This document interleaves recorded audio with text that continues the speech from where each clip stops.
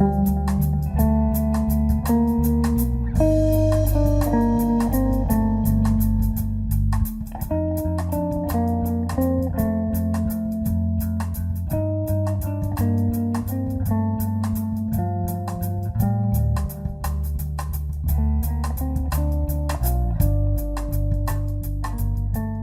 guys, welcome back to the Model Haven. I'm John, and today we're going to be doing an intro on my first build. But real quick before we do that, I did want to mention that I got one more shop card in.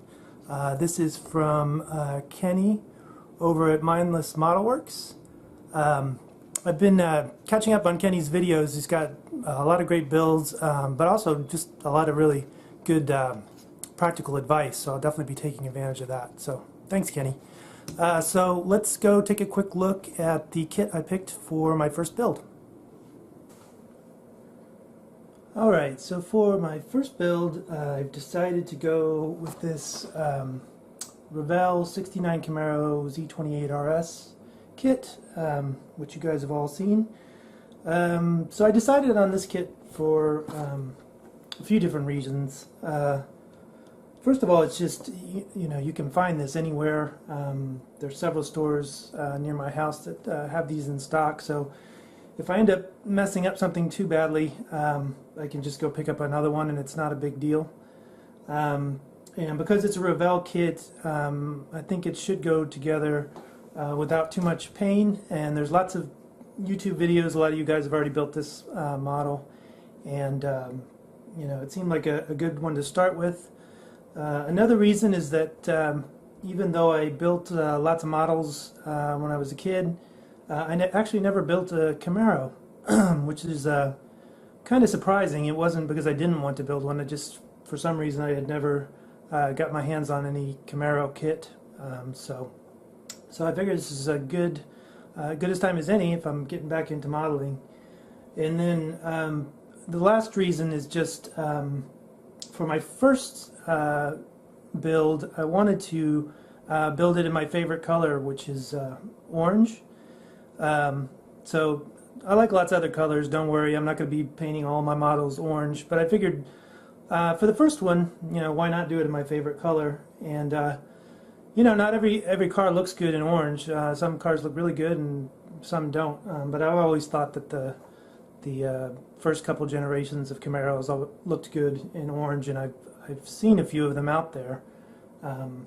Actually, there's a guy that lives not too far from here who has 69. His is it's an SS or an SS cloned. It's not a Z28, and his is actually a convertible with a white top. So it's got some significant differences, but his is painted orange and it looks really good, and I've seen it up close and I really kind of liked it. So that's what I think I'll do with this one, orange with a white interior. So then it's just been kind of a matter of figuring out which orange that I want to do. So you know, I did a little research online. One of the things I do is I follow sites like Bring a Trailer and just, you know, on eBay and Craigslist, looking at cars for sale just because it's something I'm interested in, and a lot of times I'll download photos from auctions and other things just to have a reference. But I'm discovering it's probably going to be a really good resource for models, because you know, a lot of times for those auctions, you know, there's very detailed pictures, you know, in the undercarriage and the engine bay and all over the place, and so you can really kind of figure out what something's supposed to look like. And this is one, I got this a long time ago. I actually don't remember exactly where this picture came from. It came from an auction somewhere. But this is a Z28 that's been done in orange with the white stripes, and I think it looks really good. So this could be sort of a template for what I'm doing with this build. This one has a black interior. I think I probably am going to go with a white interior instead, but I haven't completely decided on that. But you know, I think it looks pretty good.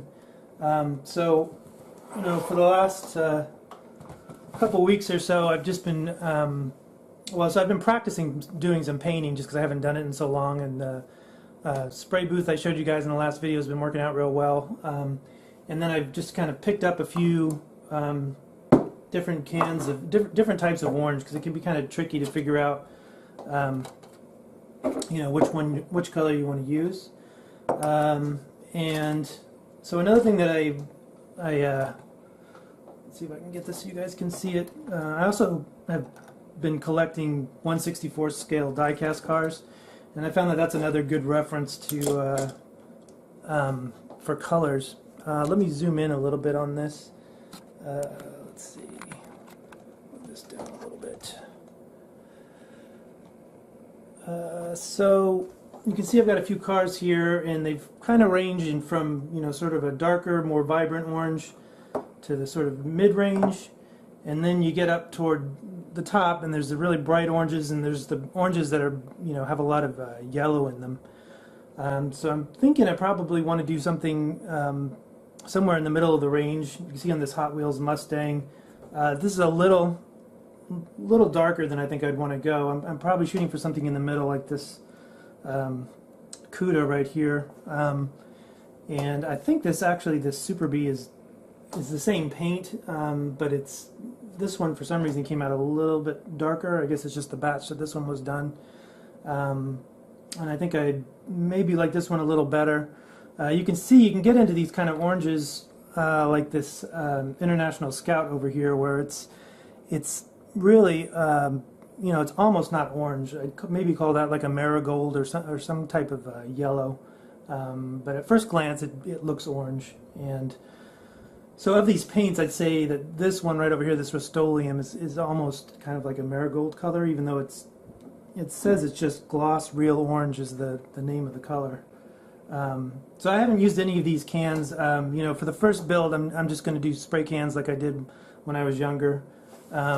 I probably will move on to an airbrush, just because it's something I've always wanted to try. Actually, I had an airbrush when I was a teenager, but I got it right after I'd stopped building models. I used it to touch up my first real car, which had a few spots of surface rust, and that actually worked out pretty well. I wasn't expecting it to work too well, but you know, that the touch-up jobs I did didn't look good when you were real up close, but from 5 or 10 feet away, you know, it was actually, you could hardly tell, which surprised me back then. And since then, I've kind of always wanted to use an airbrush again, so I'll be picking that up at some point.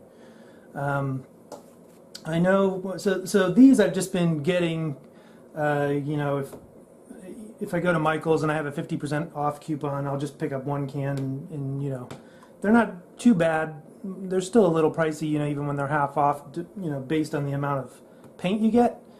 But I think that you know, it's worth it just to try to, you know, try out a few of these ones that we know are going to work with a plastic model no matter what. This one is, you know, I got at Walmart. It's pretty cheap. I think it was like $3.68 or something for this whole can of Rust-Oleum.